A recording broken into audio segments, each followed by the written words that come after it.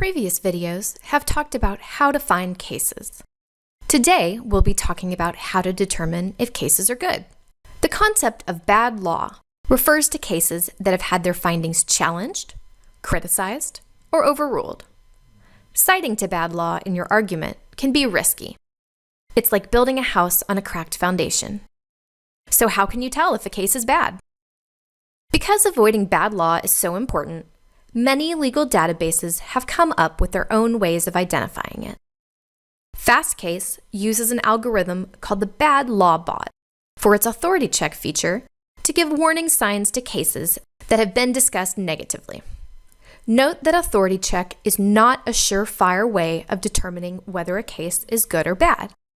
It is a computerized tool that Fastcase has developed to identify likely sources of bad law.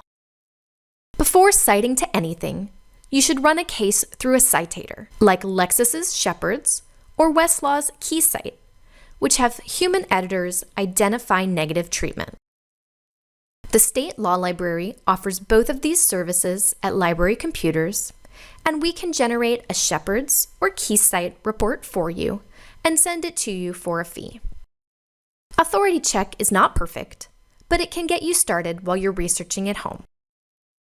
Let's say that we are researching cases about the concept of separate but equal, which was found to be a violation of the Equal Protection Clause of the 14th Amendment in the case Brown v. Board of Education. We could run our search using either a natural language search or an advanced search string. Once we've run the search, we need to be able to make some sense of the results. The interactive timeline makes this a little easier by putting the results in a graphical view.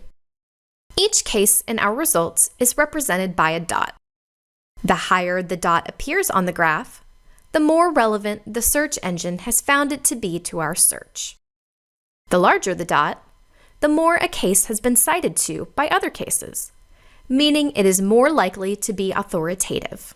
These might be good cases to start with, because they have been used as support for an argument in many cases. You will also see red dots. These indicate bad law, meaning that the case has been talked about negatively in other opinions. Let's look into this a little more and zoom in to get a better look. Hovering your mouse over the dot brings up more information, including a link you can click to read the text of the opinion.